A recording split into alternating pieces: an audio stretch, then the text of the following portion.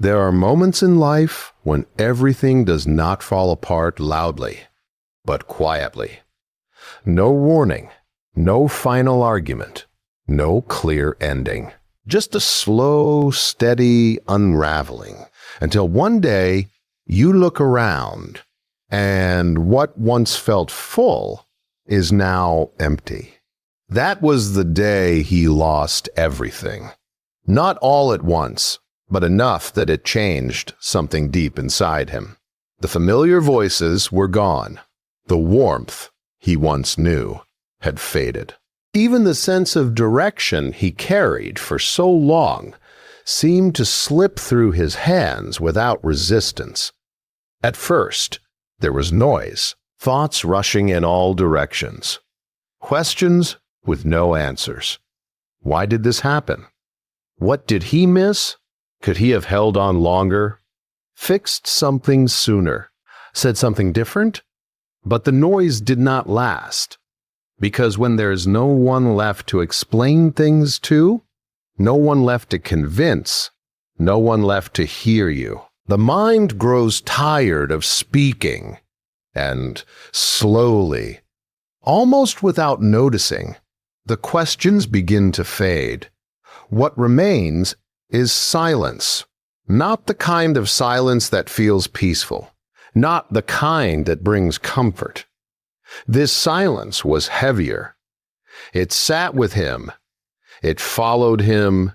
It filled the spaces where laughter once lived, where certainty once stood. He found himself sitting longer than usual, saying less than before. Even his own thoughts began to soften, as if they, too, understood there was no use in repeating what could not be changed. And in that quiet, something unfamiliar began to appear. At first, it was easy to ignore. A feeling, faint and distant, like something waiting just beyond reach. It did not demand attention. It did not rush forward. It simply stayed. Patient. He did not understand it. How could something grow in the middle of loss? How could anything feel steady when everything else had fallen away? So he sat with it. Days passed. Maybe more. Time felt different now. Slower, yet harder to hold on to. And still, the silence remained. Not as loud as before, but deeper, more settled. He began to notice small things. The way his breath moved when he stopped trying to control it.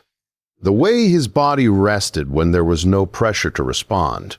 No need to prove anything. Even the weight in his chest, though still there, felt less sharp when he allowed it to exist without resistance. Was this what happens when there is nothing left to hold on to? Or was it something else? He did not rush to answer. Because for the first time in a long while, there was no urgency, no expectation pressing against him, no voice telling him what he should feel or how he should recover. Only space. And within that space, a quiet awareness began to take shape. He started to see things differently. Not clearly, not all at once, but enough to sense that something inside him had not been lost. Something had remained, untouched by everything that had fallen away. It did not speak loudly. It did not try to comfort him with empty reassurance. It simply existed, steady, calm, present. And maybe, just maybe, that was enough for now. He did not need to rebuild anything yet. He did not need to understand everything that had happened. He did not need to explain his silence to anyone. Because in that moment, sitting alone with nothing left but himself. He realized something quiet, something easy to miss. The world around him had grown silent, but for the first time, he was beginning to hear something within. They spoke, not always to him, but about him. Their voices returned, not with understanding, but with assumptions, shaped in the absence of truth. In the quiet he had chosen, they began to fill the space with their own meanings. He could feel it, even without hearing every word. A glance that lingered too long. A pause in conversation when he entered. The subtle shift in tone, as if something unspoken had already been decided. They wondered why he had changed, why he no longer explained himself, why he did not defend what had been lost, why he allowed the silence to remain instead of stepping forward to correct what they believed. And for a moment, the old instinct stirred within him, the urge to speak, to set things straight, to gather the broken pieces of his story and present them in a way that would be understood. After all, wasn't that what he had always done? Tried to be clear, to be fair, to make sure no one walked away with the wrong idea. But something held him back. Not fear, not weakness, something quieter. He had already seen what happened when every thought demanded a voice, when every misunderstanding required a response. It led him in circles, leaving him more drained than resolved. Words, no matter how carefully chosen, seemed to lose their meaning once they were no longer in his control. And so, he paused, not just in his actions, but in his need to react. It wasn't easy. The weight of being misunderstood has a way of pressing against the chest, asking to be released. There is a quiet discomfort in knowing that others are building a version of you that does not feel true, and choosing to say nothing about it. He felt that discomfort. It sat with him, much like the silence once did, persistent, but not overpowering. A gentle tension reminding him of what he could do and what he was choosing not to do. Why does it feel so important to be understood? The question came softly, without accusation, and he did not rush to answer it. Instead, he watched. He watched how quickly people formed conclusions when there were gaps to fill, how easily they became certain, even without knowing the full story, and how little control he truly had over what others chose to believe. It was not a bitter realization. If anything, it was freeing, because if their understanding was never fully in his hands, then neither was their misunderstanding.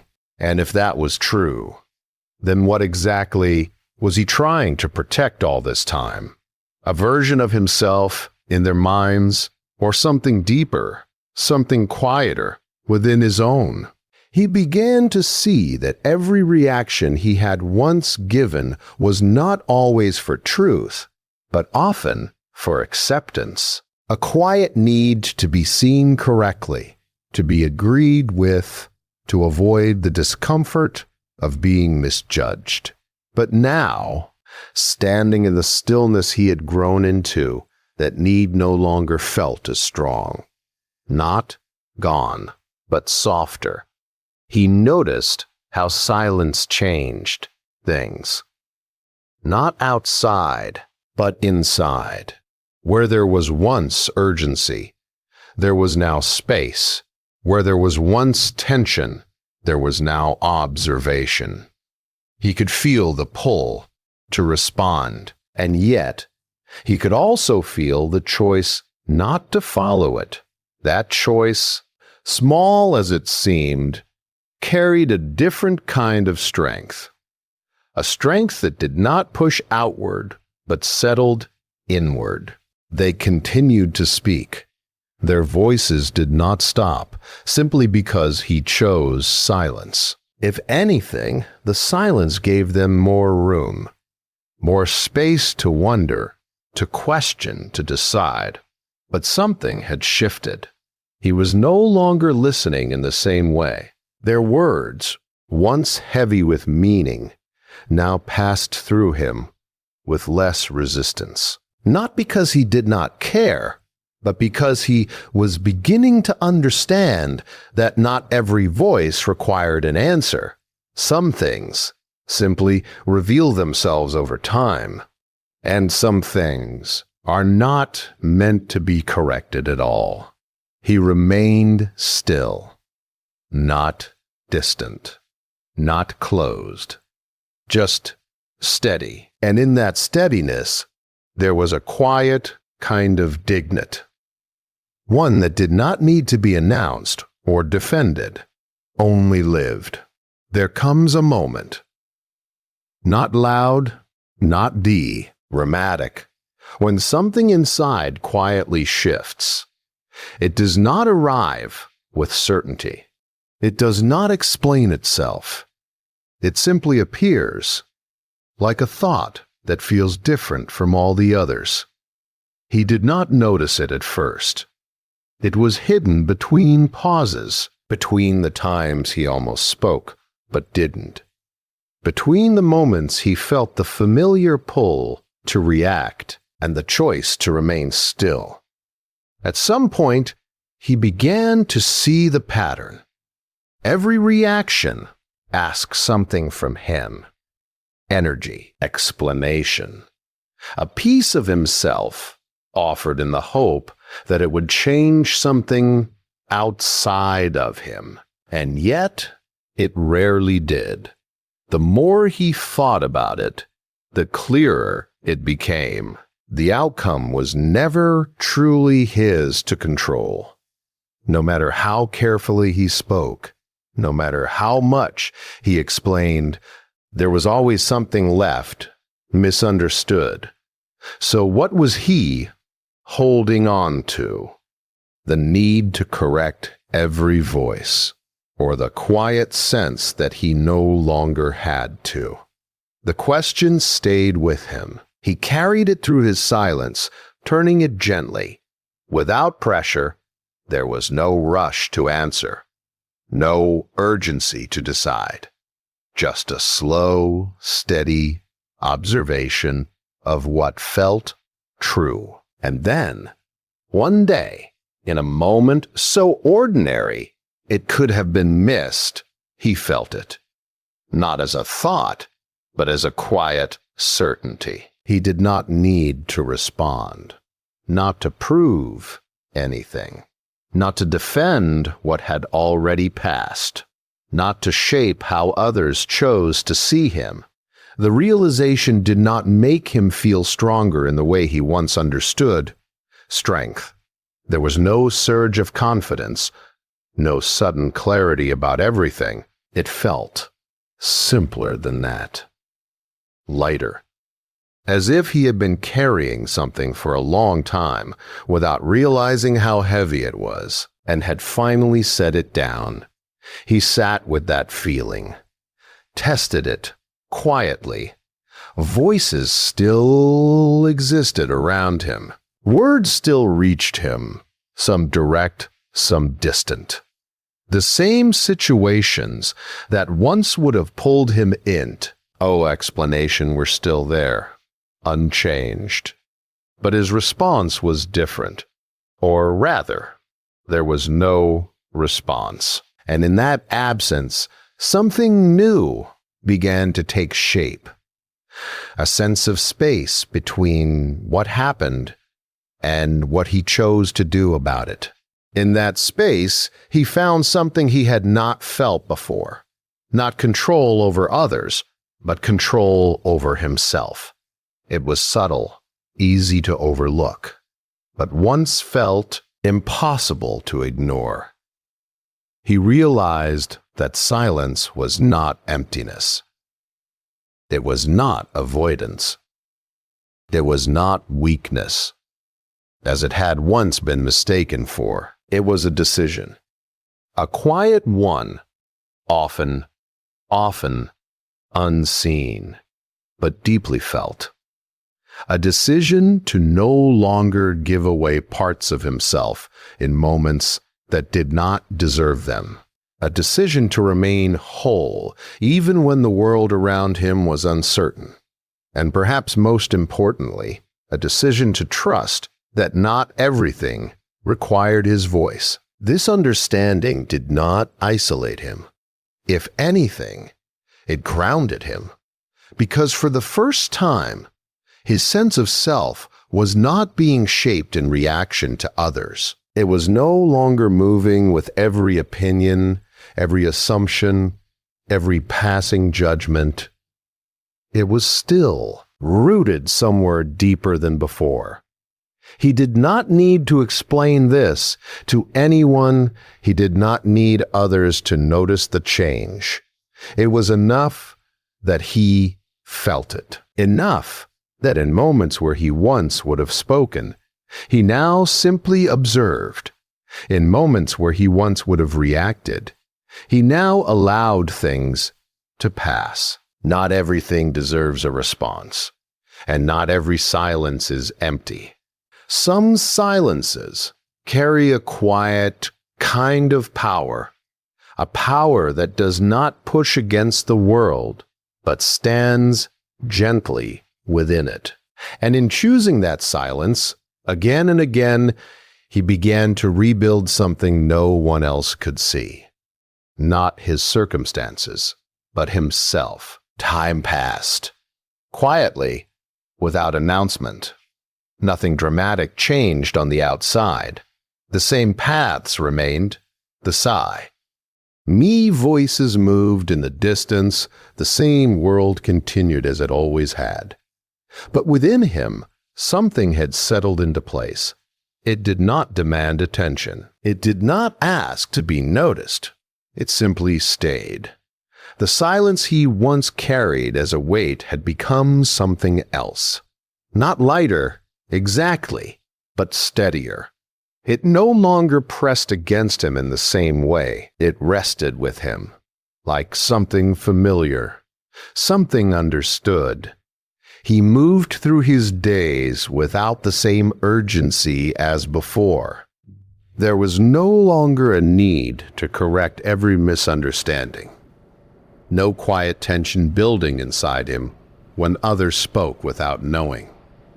He had seen enough to understand that not everything needed to be answered and not everything was his to carry. They still spoke from time to time, but their voices no longer reached him in the same way. Where there was once a sharpness, there was now distance. Not coldness, not indifference, just space. And in that space, he found something he had not expected: peace. Not the kind that comes from everything going right. Not the kind that depends on others seeing you clearly or treating you fairly. This peace was different. It did not ask for conditions. It simply existed because he no longer fought what he could not control. He began to notice how much energy he had once given away. Small moments, small words, small misunderstandings, all pulling at him, asking for a reaction, asking for a piece of himself, and without realizing it, he had given again and again until there was very little left. But now that had changed. He was still present, still aware, still able to speak when it truly mattered. But the difference was quiet and firm. He chose when to give, and when to remain still. There was a quiet respect growing within him, not the kind that needed to be seen or acknowledged by others, not something that depended on approval. It was deeper than that. It came from knowing he could feel everything and still choose calm, that he could be misunderstood and still remain steady, that he could lose what once defined him and still not lose himself. That knowing stayed with him. It shaped the way he carried his thoughts, the way he allowed emotions to rise and fall without holding on to them too tightly. The way he no longer rushed to fill every silence or fix every moment that felt uncomfortable. There was strength in that, but it did not feel heavy. It felt quiet, balanced, complete in a way that did not need to be explained. And slowly, without effort, things began to return. Not what he had lost. Something different. A sense of clarity in small decisions. A quiet confidence in his own pace. Moments of stillness that no longer felt empty, but full in their own way. He no longer measured his life by what others thought or said. Those things still existed, but they no longer defined his direction. He had stepped out of that cycle, not by force, not by resistance, but by letting go of the need to be part of it. And in doing so, he had found something that could not be taken from him again. A calm that stayed, even when things were uncertain, a steadiness that did not break under quiet pressure, a sense of self that did not ask for permission to exist. He did not speak about it. He did not need to. Because some things, once found, are not meant to be explained, only lived quietly and without effort.